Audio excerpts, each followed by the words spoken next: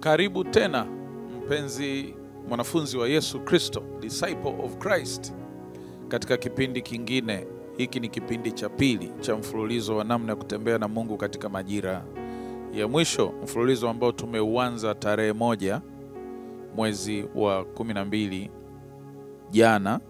Leo ni tarehe 2 ya mwezi wa 12, mwezi wa mwisho katika kalenda yetu ya mwaka huu. Mimi naitwa Mwalimu Mgisa Mtebe, mwalimu wa neno la Mungu, kukuletea mfululizo huu, na ninaamini itakuwa ya baraka sana kwako. Kama nilivyosema, huu ni mfululizo wa pili. Hiki ni kipindi cha pili. Kwa hiyo tulianza jana, tulianza tarehe 1 mwezi wa 12 mfululizo huu wa namna ya kutembea na Mungu katika majira ya mwisho, tuweze kujua yatupasayo kufanya tunapomalizia ngwe hii ya mwaka. Ninaamini umekuwa ukibarikiwa. Kwa wewe ambaye umekuwa mfuatiliaji wa masomo ambayo Mungu amenipa kwa ajili ya kulijenga kanisa lake na kuimarisha imani za wanafunzi wa Yesu, ninaamini imekuwa baraka maishani mwako. Ninapenda nikushukuru kwa kuwa mfuatiliaji, na ninapenda nikushukuru sana kutuombea, kututamka mbele za Bwana ili tutiwe nguvu, tuimarishwe, ili pia tuweze kujengwa na kuimarishwa, tuweze kuwa na afya. Na ninakushukuru sana wewe ambaye umekuwa ukiombea huduma na ratiba ambazo tunafanya. Umemtumikia Mungu pamoja na sisi. Inawezekana hukwenda frontline, mstari wa mbele huko tunakoenda wilayani na mikoani, lakini kwa maombi yako nataka nikwambie umeenda pamoja nasi. Kwa maombi yako umemtumikia Mungu pamoja nasi na umehesabiwa thawabu ile ile. Ninapenda nikushukuru pia wewe ambaye umekuwa ukichanga pesa na umetoa mali. Kuna wengine hawakutoa pesa, wametoa vifaa. Internet kwa mfano tunayotumia ni sadaka ya rafiki yangu mmoja na mke wake. Gari tunayotumia ni sadaka ya rafiki yangu sana na mke wake.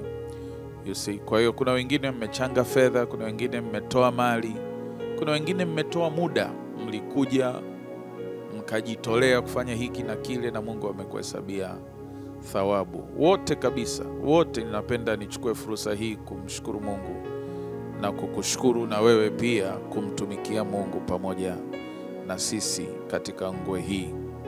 Tunakwenda kumaliza mwaka mwezi huu, kwa hiyo tuna reflect back, tunageuka na kuangalia nyuma, kuangalia wema wa Bwana, fadhili za Bwana, baraka nyingi za Bwana, pia kuangalia makosa na madhaifu ambayo tumekuwa nayo kama wanadamu. Kipindi cha tathmini, tuweze kujua namna ya kurekebisha, tuweze kuwa bora zaidi. Wewe uliyetuombea na kutusupport, umekwenda pamoja na sisi. Ninakutia moyo kabisa, be confident, uwe jasiri kwamba na wewe unamtumikia Mungu hata kama hujaenda mstari wa mbele. Lakini kwa kutusupport na kutuombea, umemtumikia Mungu, na tuna kila sababu ya kumshukuru Mungu kwa ajili yako. Na tunamshukuru Mungu sana kwa namna ambavyo ametuunganisha ili tuweze kulitumikia kusudi lake chini ya jua katika siku alizotupa za uhai wetu. Basi mwezi huu wa 12 nina ujumbe so specific, yani mahususi sana kwa ajili ya majira ya kumaliza mwaka. Kwa ajili ya majira ya kumaliza mwaka. Katika vipindi vilivyopita nimekueleza jinsi ambavyo swala la muda ni swala la kiroho sana. Swala la muda ni swala la kiroho sana, ni swala la kimungu. Tumesoma kwenye Matendo ya Mitume ile sura ya 17, labda nisome tena kwa faida ya wale ambao ni wapya katika siku ya leo. Matendo ya Mitume ile sura ya 17 ule mstari wa 26. Utaona neno la Mungu linasema namna hii: naye Mungu alifanya kila taifa la wanadamu kutoka katika mmoja, yani Adamu, ili wanadamu wakae juu ya nchi yote. Na Mungu akiisha kuwawekea wanadamu muda, yani majira au nyakati alizoziamuru tangu uumbaji, tangu zamani, na pia Mungu akawawekea wanadamu mipaka ya makazi yao, ili wamtafute na wakamwone, japokuwa huwa hawi mbali na sisi. Kwa hiyo unaona, katika uumbaji na Mungu kuwaweka wanadamu na kuwawekea mipaka, aliwawekea pia times, aliwawekea pia seasons, alituwekea majira, alituwekea nyakati zituendeshe. Lugha rahisi, alituwekea ratiba. Alituwekea ratiba. Tulisoma pia Mhubiri sura ya 3 mstari wa 1 hadi wa 8. Neno la Mungu linasema kuna wakati kwa kila jambo na kuna majira kwa kila kusudi chini ya jua. Kwa hiyo kila jambo ambalo Mungu anataka tulifanye ameliweka kwenye majira mahususi na kwenye nyakati mahususi za hilo jambo kufanyika. Tunavuna machungwa mwezi wa 6. Machungwa na machenza Mungu aliamuru mwezi wa 6. Kabla wanadamu hawajaja hapa na mbegu zao za hybrid zilizochezewa, zilizochanganywa, ambapo machungwa yanazaliwa mwaka mzima, ile ya asili, ile ya kimungu, ile ni mwezi wa 6. Pale ndio tunakula chungwa na chenza zaidi. Tunavuna nanasi na maembe mwezi wa 12 zaidi, kabla mwanadamu hajachezea uumbaji wa Mungu na kuleta mbegu za kisasa. Maembe ya asili yanatoka mwezi wa 12, ndio unapata the best mangoes. Maembe bora ni mwezi wa 12, na mananasi mwezi wa 12. Kila jambo Mungu amelitengenezea majira yake na wakati wake. Ni jambo la kimungu sana kutembea katika majira na nyakati. Hata yeye Mungu anapotaka kufanya mambo duniani anafuata hiyo ratiba. Anafuata hiyo ratiba. Kwa mfano, kuzaliwa kwa Yesu. Kuzaliwa kwa Yesu, Wagalatia sura ya 4. Wagalatia sura ya 4 inasema hivi: wakati ulipotimia, Kristo alizaliwa. Mungu alimtuma mwanae duniani awakomboe walio chini ya torati. Wakati ulipotimia. Kuzaliwa kwa Yesu kulikuwa na ratiba yake. Kwa hiyo utendaji kazi wa mkono wa Mungu duniani unafuata majira mahususi na wakati mahususi. Mungu hafanyi mambo kivyo vyote wakati wowote. Yuko governed na the gates of time. Anaongozwa na majira na nyakati. Ana mamlaka ya kuyageuza hayo majira vyovyote anavyotaka.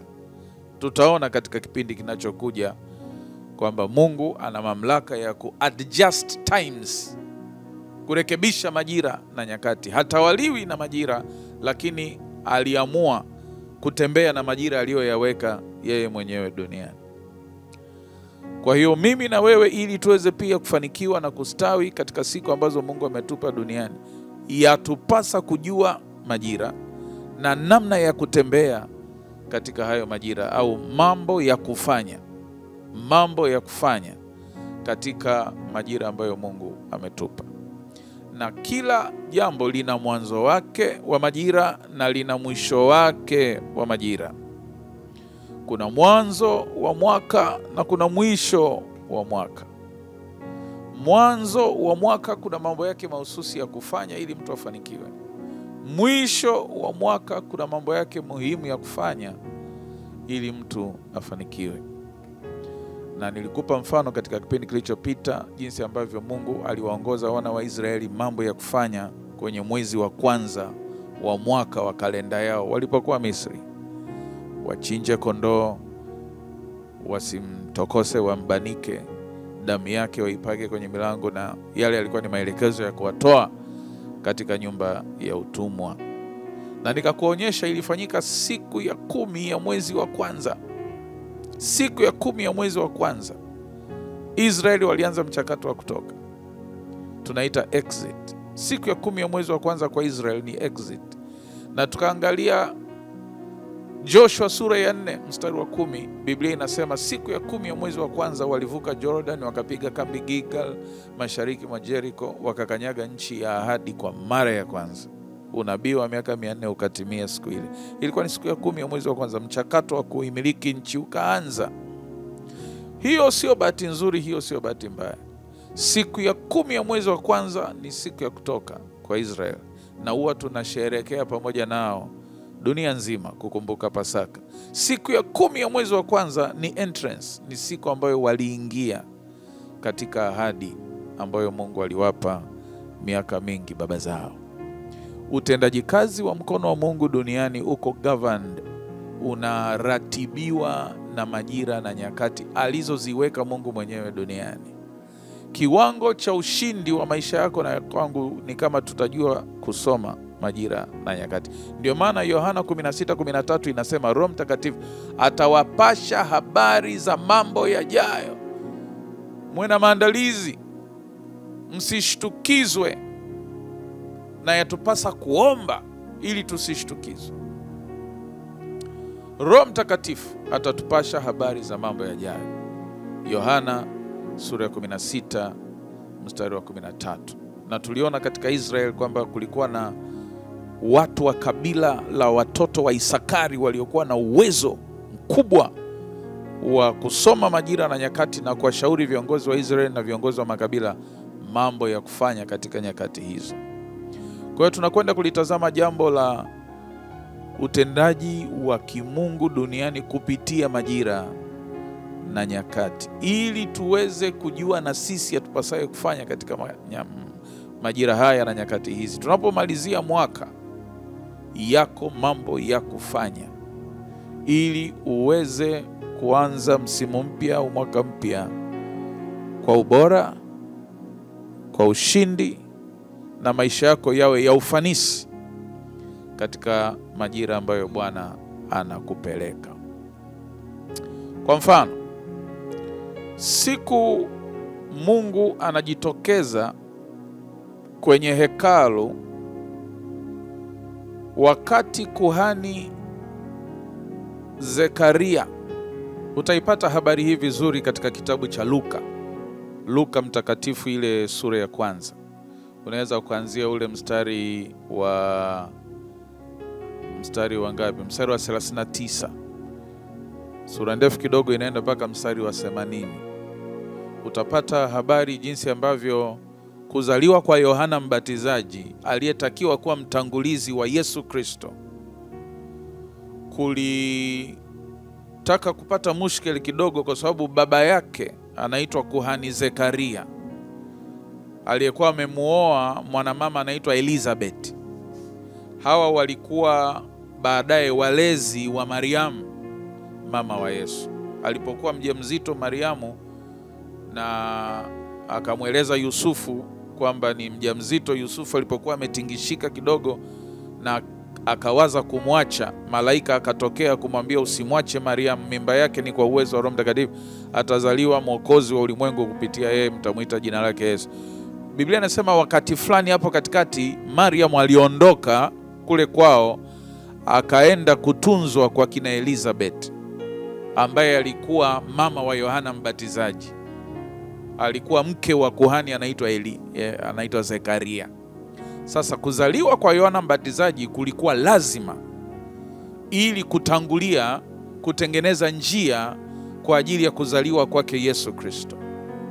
Sasa ili Wagalatia itimie, inasema wakati ulipotimia Yesu alizaliwa.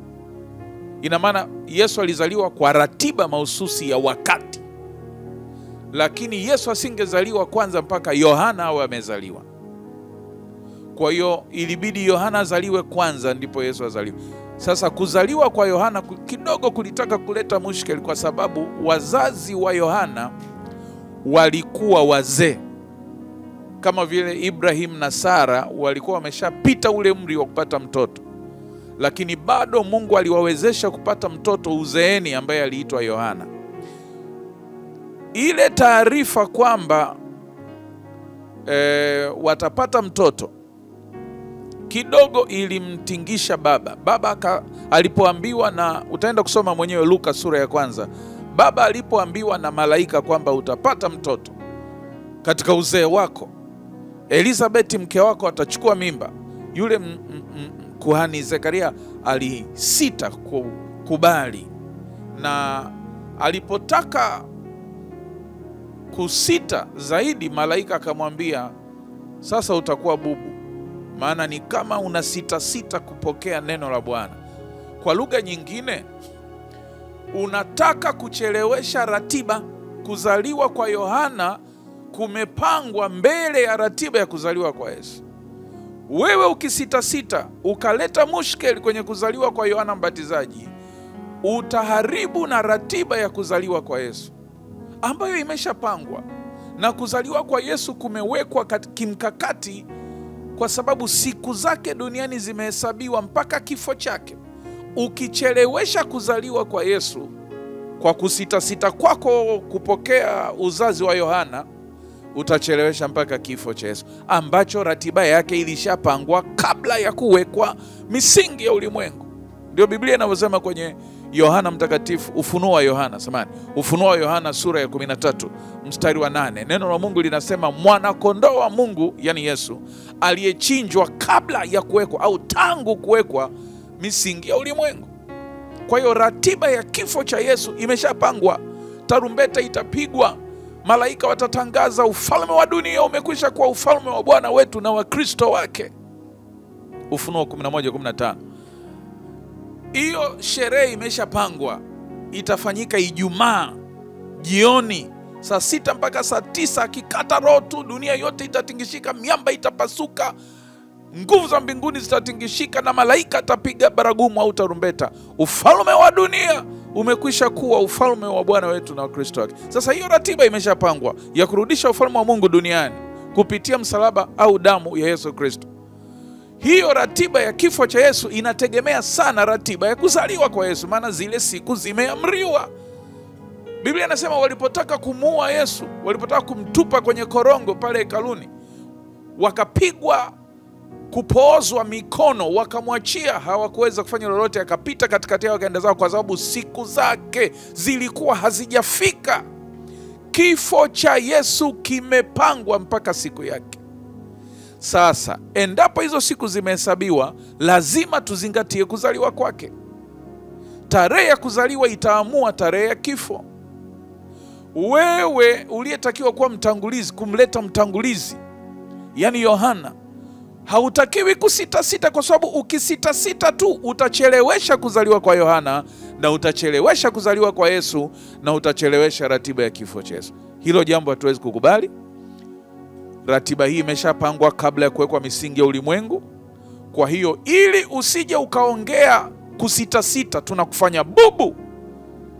Yohana atakapozaliwa ndio utaweza kuongea, kwa sababu unajua imani inajulikana kwa maneno yako, na kutokuamini pia kunajulikana kwa unavyoongea. Mtu hunena ya ujazayo moyo. Kwa hiyo kama moyo una wasiwasi, tutajua kupitia maneno, lakini kama moyo una imani, tutajua pia kupitia maneno yako ya ushindi. Kwa hiyo ili kukaba, usije ukaongea vibaya, ukaonyesha imani dhaifu, tunakufunga mdomo. Yule mzee akawa bubu tangu siku ile alipotoka hekaluni kule patakatifu pa patakatifu. Alikuwa hawezi tena kuongea, kwa hiyo alikuwa anaongea kwa kuandika. Na Biblia inasema alipoweza tu kusema ataitwa Yohana kwa kuandika, siku Yohana amezaliwa wanamuuliza jina lake ni nani, alipoandikia tu Yohana na watu wakasema Yohana, ndipo ulimi wake ulipofunguka. Nilitaka uone jinsi ambavyo Mungu anafuatilia sana ratiba ya muda, ratiba ya majira, ratiba ya nyakati kwenye utendaji wa makusudi yake duniani. Vivyo hivyo, mimi na wewe, ili tufanikiwe, tunatakiwa kujua namna ya kusoma majira na nyakati, na kujua mambo ya kufanya katika majira yale. Kwa hiyo somo hili linakuja mahususi kukujengea uwezo hapo. Tunakwenda kujifunza mambo ya kufanya katika majira ya mwisho. Kama ambavyo tumeona kuna mambo ya kufanya katika majira ya kwanza, ili ufanikiwe hapo katikati, kuna mambo pia ya kufanya tunapomalizia, ili tuweze kufanikiwa katika kwenda kwenye majira mapya kwa ushindi. Basi katika kipindi kinachokuja nitapiga hatua. Nimekwambia ni mfululizo, hii ni series. ni somo lenye vipindi vingi. Kwa hiyo tukutane tena katika kipindi kinachokuja hapa hapa kwenye channel yako pendwa ya Mgisa Mtebe, mwalimu wako wa neno la Mungu. Tukutane tena hapa. Copy link hii, tuma kwa ndugu jamaa na marafiki, ili na wao waweze kubarikiwa na waweze kufanikiwa. Hizi ni kanuni, kwa wengine tulishajifunza na kukumbusha, lakini kwa wengine ni jambo jipya. Unahitaji kujua namna Mungu anavyotenda kwenye majira au kwa kufuata nyakati. Na katika nyakati hizi za kumalizia mwaka yako mambo ya msingi ya kufanya. Ninashukuru kwamba umekuwa pamoja na mimi leo. Natazamia kuwa na wewe tena katika kipindi kinachokuja. Ikiwa una maswali, kuna namba ya simu hapo chini, tuwasiliane. Endapo Mungu anakugusa pia kusupport kazi hii tunayofanya kwa sadaka, na unapenda kumshukuru Mungu katika mema mengi aliyokutendea, hata tu kukufundisha anachokufundisha, pengine unajisikia kumshukuru Mungu, basi kwa ajili ya sadaka unaweza ukatumia namba hizo pia, na sadaka yako itakuwa imefika katika madhabahu takatifu ya Mungu kuitegemeza kazi hii. Tusichechemee katika kufikisha ujumbe wa Mungu na kulitimiza kusudi la Mungu kwa watu wake. Endelea kutufuatilia katika mitandao mingine kama Facebook na Instagram. Basi utaendelea kupata dondoo chache huko pia, na kuwabariki na wengine au kushare na watu wengine account hizo kwa utukufu wa jina lake. Mungu akubariki sana. Tukutane tena kipindi kinachokuja. Amen.